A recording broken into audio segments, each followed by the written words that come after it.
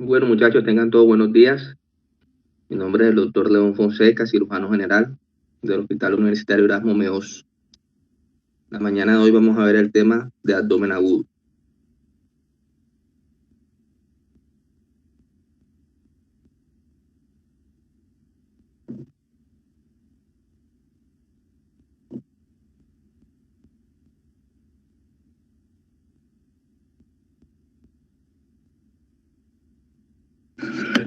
Entonces, dolor abdominal o abdomen agudo.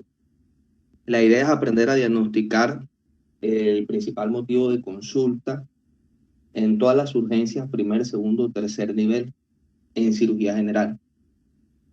Entonces, lo que se busca es lograr identificar este tipo de pacientes. Es un paciente masculino que operamos en el hospital hace como 15 días. eh, Consulta según él porque se está manejando un cuadro presuntamente de cálculos en los riñones desde hace 7 días con analgesia en casa. La mujer también dice que él desde hace varios meses viene con el mismo dolor, motivo por el cual no consulta al hospital a tiempo, 7 días después. Y se logra identificar en la imagen que están viendo en sus pantallas la presencia de pus dentro de la cavidad abdominal. Entonces el paciente ingresa con frecuencia cardíaca aumentada, desaturado, somnoliento, se lleva a cirugía por sospecha de pus dentro de la cavidad abdominal y se encuentra esto en la primera imagen. ¿Sí? Lo que en realidad tenía era un proceso apendicular bastante avanzado, perforado, y bueno, gracias a Dios consultó. El paciente se somete a una toma de muestra para cultivo de ese líquido, se le lava el peritoneo y se le reseca el apéndice secal. Se cierra y ya se le dio de alta. Entonces, tenemos esta imagen que está acá, simplemente para explicar que van a haber tres tipos de pacientes. Un paciente que va a consultar con dolor visceral, un dolor difuso en el mesogástrico, mal localizado. Y antes teníamos la creencia que ese dolor visceral después se volvía somático y ya se localizaba en un solo cuadrante del abdomen. Eso algunas veces pasa, otras veces no. Los pacientes que se complican es porque se quedan en la fase visceral.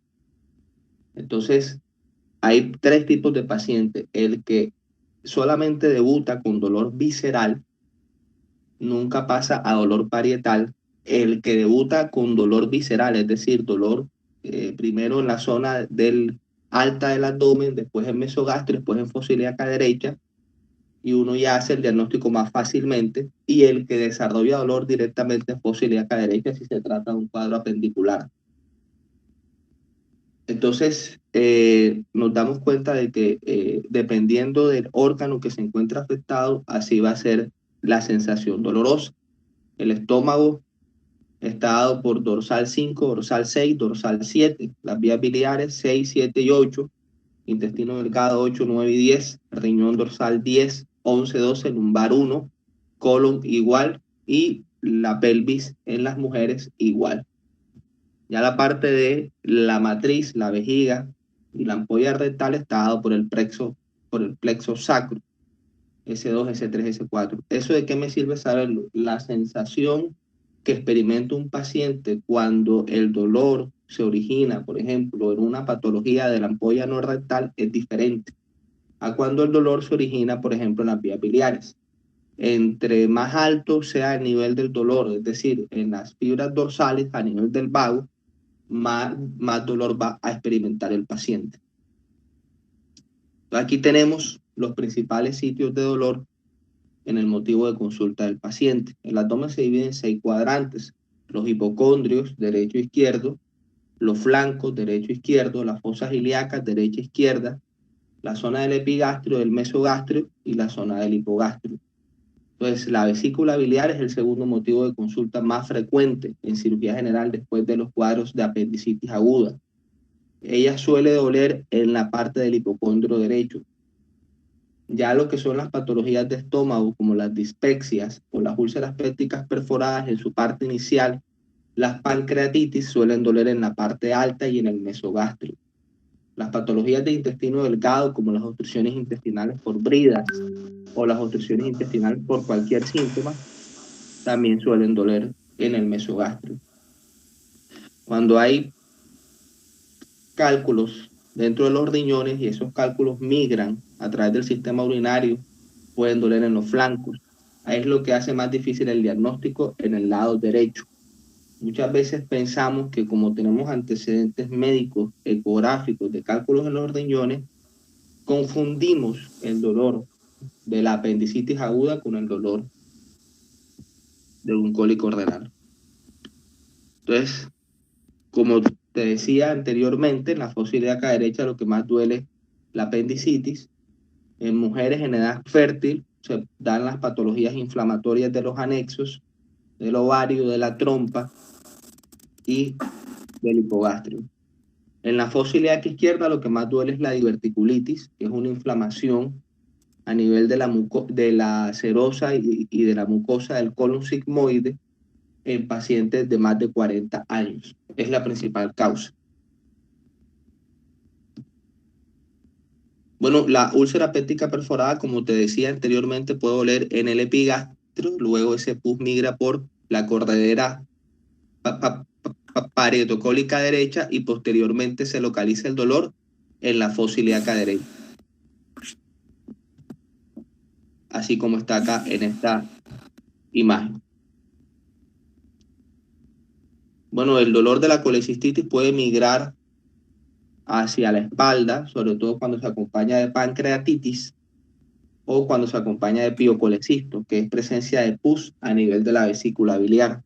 La apendicitis puede el dolor durante varios días localizarse en la zona alta del abdomen y después migrar a fosa ilíaca derecha. Entonces, esta es la apendicitis aguda. Así se ve más o menos una apéndice inflamada y es el principal motivo de consulta. Normalmente el apéndice se inflama y el dolor puede ser un dolor localizado en la fosa ilíaca derecha, lo cual hace fácil el diagnóstico, o puede ser un dolor visceral difuso en todo el abdomen. Y a la palpación profunda de la fosa ilíaca derecha es que el paciente experimenta dolor. La escala de Alvarado es una escala que sirve para el diagnóstico de apendicitis aguda, cuando el paciente tiene dolor abdominal.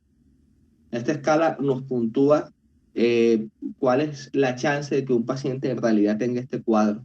Entonces aquí están simplemente los signos y síntomas más frecuentes de estos pacientes con apendicitis aguda. Dolor en fosa ilíaca derecha, náuseas, vómitos, dolor a la palpación profunda en fosa ilíaca derecha, puntúa 2 puntos, fiebre, dolor a la palpación de rebote, o sea, el Bloomberg. En Bloomberg es un signo de peritonitis cuando tú le haces una palpación suave al paciente en cualquier cuadrante del abdomen, no necesariamente en la fosa ilíaca derecha. Al descomprimir, el paciente va a experimentar mayor dolor que a la compresión. Eso es signo de Bloomberg positivo. Leucocitosis es más frecuente el diagnóstico cuando los leucocitos están superior a 10.000 que cuando están menor a 10.000. Sin embargo, eso no descarta el diagnóstico de apendicitis aguda.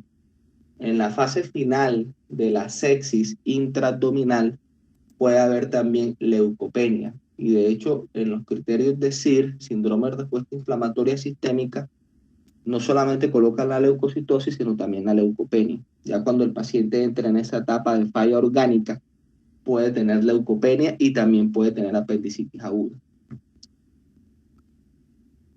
Bueno, el segundo motivo de consulta más frecuente, la colecistitis. Aquí vemos una vesícula inflamada, con las paredes engrosadas, con presencia de fibrina, líquido a nivel del espacio entre el hígado y la vesícula y entre el riñón y la vesícula.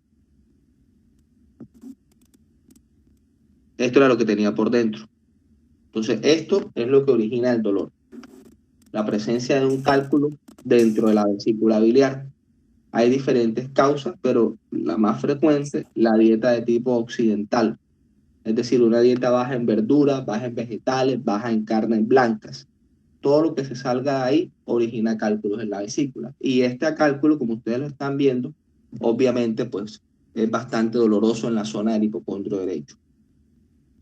Hay unos signos que ustedes van a ir viendo en la práctica clínica, pero los más frecuentes, el tercero que aparece en la tabla, que es el signo de Bloomberg, sensibilidad de rebote pasajero en la pared abdominal. Repito, no es un signo específico de apendicitis. Si está en fosa ilíaca derecha, pues se supone que es apendicitis, pero si está en cualquier cuadrante, dependiendo de la localización de los órganos de ese cuadrante, así nos puede indicar patología inflamatoria de cualquiera de ellos. ¿Listo? La triada de Charcot va a ser ese paciente que tiene colecistitis, pero uno de esos cálculos, mucho más pequeño que el que le mostré en la imagen, migra hacia la vía biliar, es decir, hacia el colédoco, se impacta en el colédoco, se produce un éxtasis de bilis.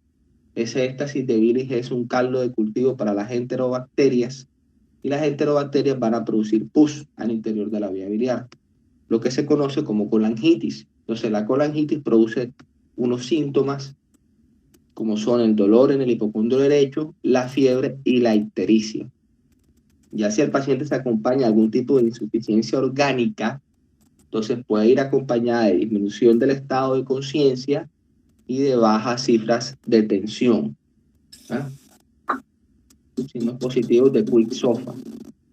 El signo Courvoisier-Terrier es un signo que te hace indicar patología neoplásica a nivel de la vía biliar. Hay un compañero, ya voy a salirme a ver quién es, que tiene el micrófono activado.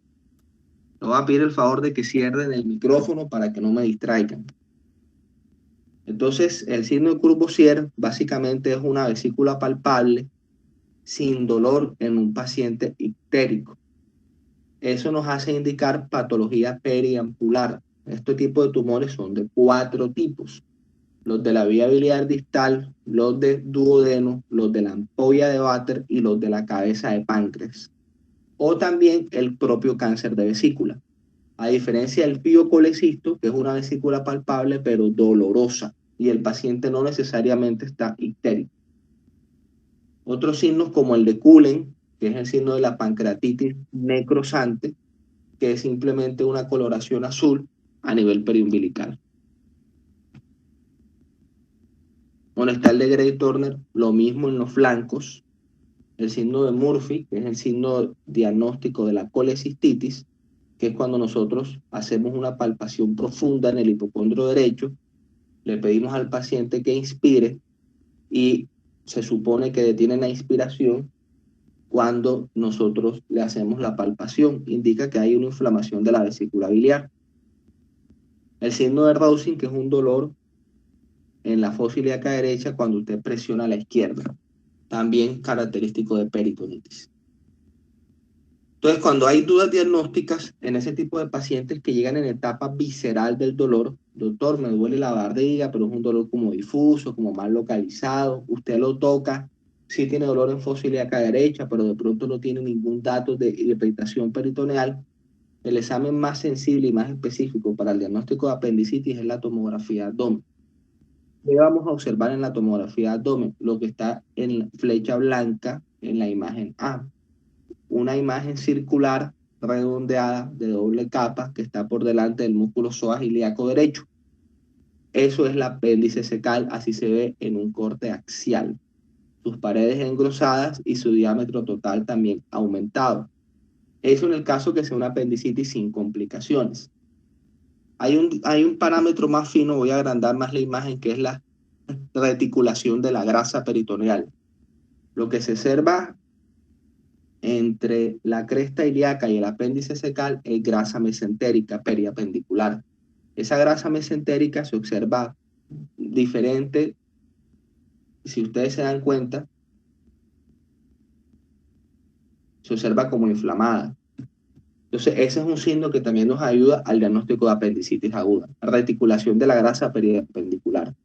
Ya la imagen B, observamos un paciente que seguramente ya tiene más días de evolución, el apéndice se rompió, y comienza un proceso de colección purulenta o fecaloide a nivel de la fosa ilíaca derecha, que es el líquido libre con aire libre, con gas que se ve negro, que observan en la imagen B. Entonces, estos son dos casos diferentes de dos pacientes con apendicitis aguda. También, por ejemplo, va a haber pacientes que van a tener neumoperitoneo. El neumoperitoneo se diagnostica con una radiografía de tórax de pie. Es producto de la perforación de una víscera. Como la apendicitis aguda es el motivo de consulta más frecuente, muchas veces estos pacientes van a tener neumoperitoneo. Simplemente se rompe el apéndice, comienza a salir gas, si no se emplastrona, y ese gas se localiza, como el paciente está de pie, en la parte superior del abdomen, y logra verse por debajo de la cúpula diafragmática. ¿Listo? Entonces tenemos presencia de gas por debajo de los diafragmas, tanto del lado izquierdo como del lado derecho. Eso es indicativo de que hay una perforación de víscera hueca. Todo paciente con neumoperitoneo es quirúrgico. La indicación es pasar a cirugía. Entonces, por ejemplo, aquí tenemos el caso, no sé cómo suceden estas cosas, pero esta foto es del hospital de Pamplona de hace como un mes. El paciente de alguna manera se tragó esto que ven en la pantalla. Y ahí estaba. Se atrancó a nivel del intestino delgado y lo perforó.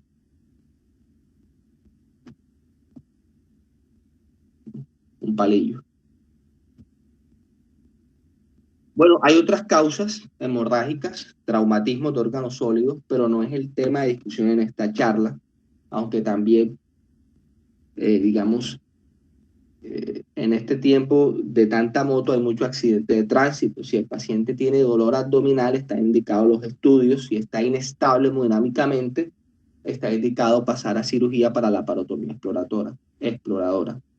Divertículos, úlceras intestinales, pancreatitis hemorrágica, rotura espontánea del vaso son algunas causas. Infecciones, las más frecuentes, apendicitis y colecistitis, accesos hepáticos, perforaciones, úlcera gastrointestinal, tumor gastrointestinal perforado, divertículo perforado.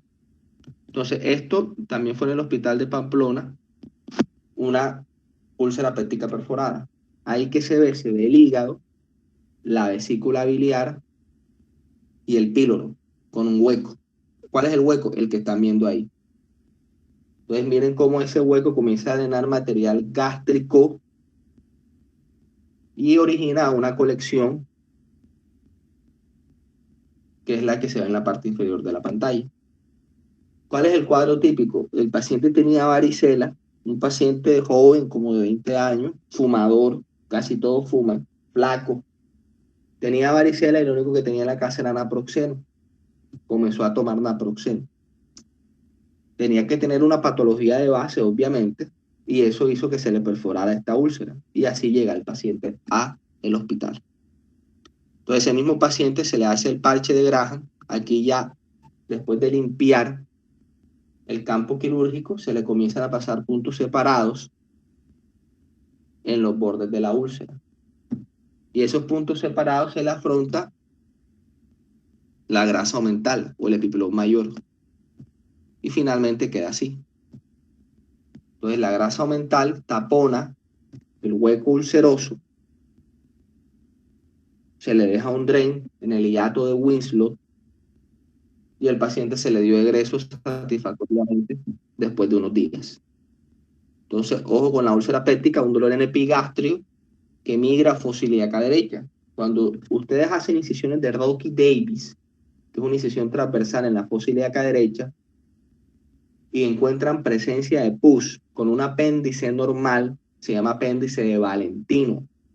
Y eso es indicativo de que seguramente tiene una perforación de una úlcera péptica y es el pus el que migra por la corredera parietocólica y se localiza en la fosa ilíaca derecha. Hay que hacerle la parotomía al paciente. Si estás por la paroscopia, mirar la cara anterior del píloro.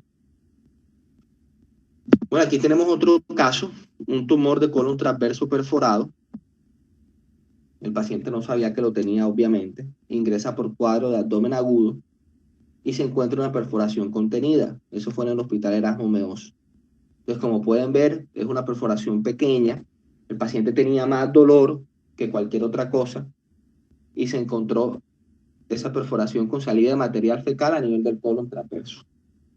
Entonces también las patologías oncológicas, cuando se descompensan, es decir, cuando se perforan, duelen. Cuando hay salida de material fecal, duelen. Cuando sangran, duelen. O cuando obstruyen, porque tienen un crecimiento hacia la luz intestinal, pues también van a presentar dolor.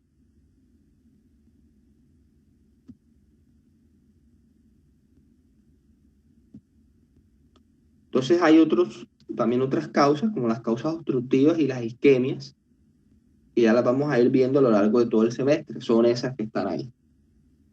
Entonces, por ejemplo, este es un paciente que llegó a Pamplona hace más o menos como 20 días con un dolor abdominal difuso. Entonces, los pacientes ancianos muchas veces no dicen qué es lo que en realidad tienen. Cuando vas a examinar un abdomen, tienes que bajarle el pantalón al paciente, sobre todo si es un paciente con alteración del estado de conciencia, hasta la rodilla para poder mirar el área inguinal. Esto que observan ahí es una hernia inguinoescrotal ya con presencia de perforación del asa estrangulada y con drenaje de material intestinal hacia el escroto. Entonces este es el estado más avanzado de una hernia. Hubo que hacerle lavado, desbridamiento del tejido, como lo pueden ver, y resección intestinal de esa asa necrótica. Por la contaminación, pues no se pudo hacer una anastomosis término-terminal y se le hizo la colostomía en tipo Harman, que es simplemente que la porción proximal del colon se exterioriza hacia la pared abdominal y el paciente queda con una ostomía para que pueda realizar deposiciones. Y acá abajo, como pueden ver, en la parte inferior de la pantalla se le hizo el desbridamiento de todo ese tejido necrótico. Entonces, siempre que consulten por un dolor abdominal, hay que explorar el área femoral y el área inguinal. Otro motivo de consulta también en pacientes geriátricos son los procesos isquémicos. Eso que ven ahí es una isquemia a nivel del colon derecho. Entonces, se abrió al paciente, se vio el proceso isquémico y lo que tenía era una isquemia intestinal. Las isquemias mesentéricas le dicen isquemias cementéricas porque son de alta mortalidad. Aquí tienen otra. Esto fue en la clínica San José, una isquemia mesentérica de todo el intestino delgado. Ahí hay una obstrucción a nivel de la arteria mesentérica superior, que las ramas izquierdas de esta arteria son las arterias yeyunales y las arterias iliales, no reciben flujo y el paciente tiene esto. Es con una mortalidad cercana al 100%. ¿Cuáles son los síntomas? El paciente ingresa por un dolor abdominal de varios días de evolución, el abdomen está totalmente en tabla, está taquicárdico, baja presión, se lleva a cirugía y se encuentra esto. Factores de riesgo: paciente anciano con enfermedades cardíacas o con sospecha de enfermedades de la microvasculatura a cualquier nivel, a nivel cerebral, a nivel intestinal, a nivel cardíaco. Esto es el infarto de los cirujanos generales. En cirugía general también existe el infarto. ¿El infarto de qué? De las asas intestinales. Y esto es cómo se presenta. Bueno, aquí van a haber causas de dolor en cuadrante superior izquierdo, son realmente raras. Se da más que todo en pacientes que ya están siendo manejados por el departamento de hematología con algún tipo de enfermedad de la sangre y que el vaso se agranda, ¿sí? El vaso se agranda, una masa palpable a nivel del hipocondrio izquierdo. Doctor, tengo mucho dolor ahí, usted le palpa la masa, Dios mío, esto está grandísimo. Le hace la ecografía, es un vaso grande y el paciente refiere antecedentes de algún tipo de enfermedad hematológica. Es lo más frecuente en la práctica clínica. Causas de dolor en epigastrio: hay que tener en cuenta el infarto agudo del miocardio de cara inferior o de cara derecha. En este tipo ¿en cuáles pacientes? Pacientes ancianos, cardiópatas, hipertensos, diabéticos. Muchos van a consultar por un dolor en epigastrio. Les haces un electro y te da un supradesnivel del segmento ST, ondas T negativas, y lo que en realidad tienes es un cuadro de síndrome coronario agudo. También puede ser una pancreatitis aguda. A todo paciente con dolor en epigastrio hay que pedirle enzimas pancreáticas.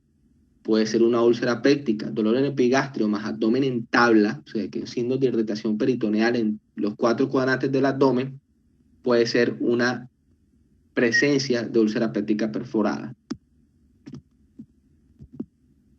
Bueno, hay otras causas ya más frecuentes, dolor cuadrante superior derecho, cólico biliar, colecistitis, colangitis. A nivel hepático, los accesos hepáticos consultan igual que la colangitis, ictericia, fiebre y dolor en hipocondrio derecho. Le haces la ecografía y te va a dar la presencia del acceso. Localización de un dolor referido al hombro derecho indica que hay algo en contacto con la cúpula diafragmática. Seguramente una colecistitis que se rompió con presencia de pus o un acceso hepático. Entonces aquí vemos, por ejemplo, una radiografía de abdomen en un paciente con una obstrucción intestinal por un adenocarcinoma. O sea, el paciente ya tiene una patología crónica, como es un cáncer, pero el cáncer se obstruye, el paciente llega por ausencia de deposiciones y lo que se observa es esto, una gran dilatación del colon proximal a la obstrucción. Aquí vemos otra radiografía de abdomen con presencia de colon dilatado. Ese colon dilatado es lo que te hace pensar en un vólvulo del sigmoide. Doctor, ¿cómo llevamos eso a la práctica? Vamos a ver. Aquí está. El mismo paciente. Entonces ahí se ve el colon sigmoide y el colon izquierdo totalmente dilatado. El que se ve al ladito es el colon derecho, no tan dilatado, y el que se ve al ladito donde está mi mano son las asas intestinales delgadas normales. Doctor, ¿por qué están normales? Porque si tiene una válvula ileocecal competente, es decir, donde termina el ilion, pues no se puede devolver nada hacia el intestino delgado. Entonces el intestino delgado va a estar normal y así va a estar el colon de esta placa. Miren cómo se ve aquí, para que no se les olvide, y miren cómo se ve acá. Otro paciente con megacolon, este sí se jodió porque tenía todo el colon dilatado, hubo que hacerle colectomía total. Esto sí fue en el hospital universitario, Erasmo Meos. Aquí está otro paciente con colon dilatado, ¿sí? Hubo que hacerle colectomía total también. Entonces, mira, estas son las placas de los pacientes anteriores. Esta placa es del hospital. Mira cómo se ve totalmente dilatado por debajo de la cúpula diafragmática, la presencia de el colon. Esta es la de abdomen, cómo se ve el colon totalmente dilatado, grande, lleno de aire. Este es otro paciente con obstrucción intestinal secundaria en un CA de colon sigmoide. Entonces, ¿cómo se ven los niveles? Doctor, ¿qué son los niveles hidroaéreos? El paciente está de pie, el líquido cae, el gas sube. Eso es un nivel hidroaéreo y ahí lo tiene. Esta es la placa lateral. Miren cómo se ve, digamos, el diafragma totalmente comprimido hacia toras por las asas colónicas totalmente dilatadas. Entonces se logra ver el diafragma, la columna, el mediastino y la presencia de una asa colónica dilatada a nivel del abdomen en la placa lateral.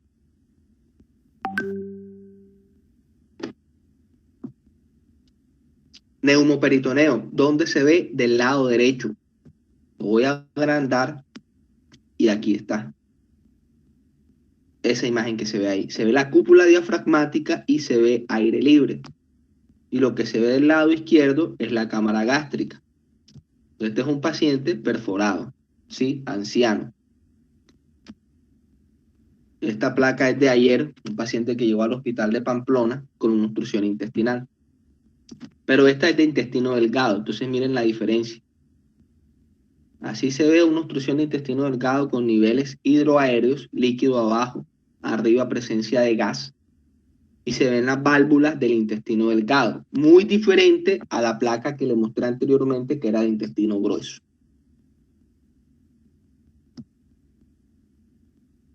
obstrucción de intestino delgado, como se ven los niveles hidroaéreos, gas arriba, líquido abajo. Y bueno, esto es bastante frecuente y a veces el berraco paciente no te dice lo que tiene. Entonces hay que preguntarle muy bien, sobre todo cuando a ti no te cuadra el cuadro, ¿no? Que un dolor abdominal, que yo estaba bien, pero que me duele abajo, pero que me duele la cola, pero le duele la cola, sí, me duele la cola, pero ¿por qué le duele la cola? No, yo no sé. Bueno, esto es bastante frecuente en hombres, a cualquier edad, incluso a edades ya avanzadas, con historias clínicas que se salen de todo contexto. No, es que yo estaba con unos amigos, hicimos una apuesta, yo perdí la apuesta y no tenía plata, entonces me metieron eso. Bueno, aquí la tomografía de cómo se ve la obstrucción de intestino delgado cuando tenemos dudas, por ejemplo, en pacientes con síndrome adherencial, que es la principal causa de obstrucción intestinal, en pacientes con antecedentes de cirugía. Doctor, en español, así como cicatriza la piel, también cicatriza el peritoneo. Cuando el peritoneo cicatriza, puede hacer que una asa intestinal se pegue a él, se obstruya, y esto es lo que se ve. Asas intestinales delgadas llenas de líquido y llenas de aire. Así se ve la obstrucción de intestino delgado en la tomografía abdomen. Otras causas, digamos que más infrecuentes, esto fue en la clínica San José, eh, un tumor de intestino delgado produciendo obstrucción. Aquí lo resecamos y ahí se ve el tumor. ¿Sí? Estas ya son casos intergalácticos porque realmente son supremamente infrecuentes. Interconsultas difíciles de responder, mujeres embarazadas con apendicitis aguda. ¿Por qué? Porque el apéndice, a medida que el útero va creciendo, puede desplazarse hacia el hipocondrio derecho. Y si la paciente tiene de base una patología litiásica biliar, pues tú te puedes desorientar y pensar que son los cálculos en la vesícula y lo que en realidad tienes una apendicitis aguda. Todo un reto diagnóstico realmente. La hipertensión intraabdominal, eh, la presión intraabdominal debe ser de 0, máximo de 5, pero cuando hay una patología infecciosa, inflamatoria, isquémica, tumoral, crónica, médica, que aumente el contenido, pues la cavidad se distiende, pero después de que alcanza cierto grado de distensión, ya no se distiende más y la presión empieza a aumentar. Cuando la presión empieza a aumentar, se llama hipertensión intraabdominal. Si se acompaña de falla orgánica, se llama síndrome compartimental, normalmente con presiones mayores a 20. Es decir, hipertensión intraabdominal grado 3, grado 4, con falla orgánica múltiple. Bueno, causas menos comunes de las que están acá. Bueno, realmente son poco frecuentes. En Cúcuta y en Pamplona hay bastantes negocios de comidas rápidas. La Yersinia pestis y la salmonelosis producen diarreas.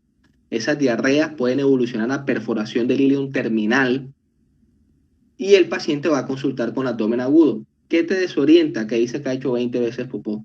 Dice, no, es una gastroenteritis. Ojo, puede ser una perforación de ileum terminal por Yersinia pestis.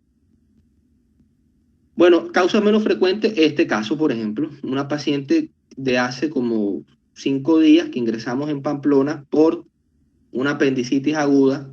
Bueno, le saqué el apéndice, era normal, pero cuando la estoy examinando le siento una masa a nivel del hipogastrio. Yo le pregunto a la paciente si se está orinando y ella me dice que no, que ha ido al baño y realmente lo que tenía era esto. ¿Esto qué es? Es un quiste gigante de ovario derecho torcido. O sea, el pedículo se tuerce y origina esto. Entonces se lo quitamos y gracias a Dios la paciente evolucionó satisfactoriamente. Ahí está el quiste. ¿Mm? Este sí, digamos, ya es el colmo.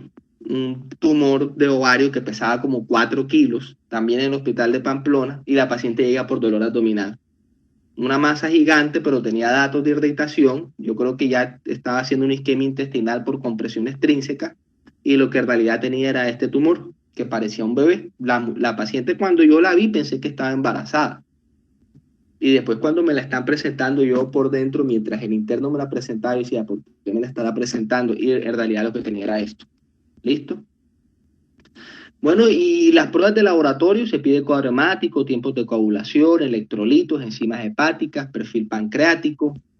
Y bueno, o sea, la TGO, la TGP, la bilirrubina, la fosfatasa, la lactato deshidrogenasa, los gases arteriales, el lactato sérico, el hemograma, la creatinina, el BUN, la urea, todo lo que se puede pedir cuando uno tiene un paciente con sepsis de origen intraabdominal.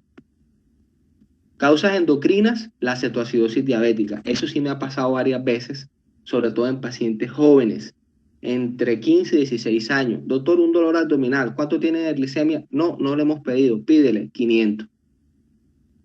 Causas hematológicas, también me ha pasado, sobre todo en el postquirúrgico. Tuvimos una paciente con colecistitis aguda, la operamos por la paroscopia. No sé qué pasó, pero nadie le preguntó por antecedentes hematológicos y tenía una anemia de células falciformes. Y a los 2 días de haberlo operado, la hemoglobina en 3, dolor abdominal. La pasamos a la parotomía, nos fuimos en blanco, ni un glóbulo rojo en la cavidad. Y después fue que la paciente habló y dijo que tenía anemia de células falciformes. Bueno.